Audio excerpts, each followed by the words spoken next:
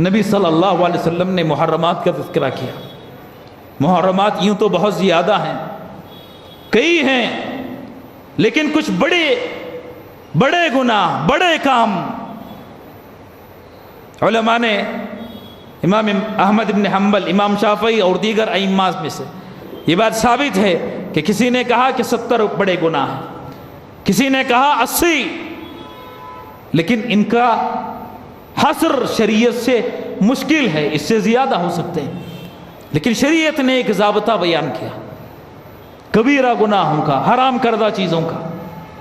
کبیرہ اور صغیرہ میں فرق کیسے کریں گے؟ ابن عباس رضی اللہ تعالیٰ عنہما کا قول ہے.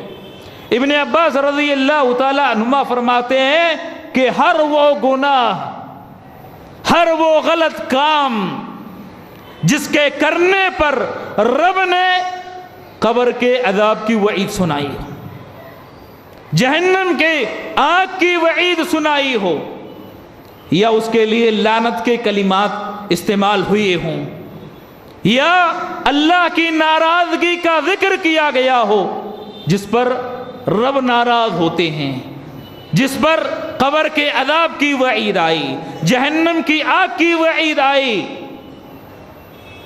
لعنت کی وعید سنائی گئی، تو وہ سارے گناہ کبیرہ گناہ ہیں، وہ سارے گناہ بڑے گناہ ہیں.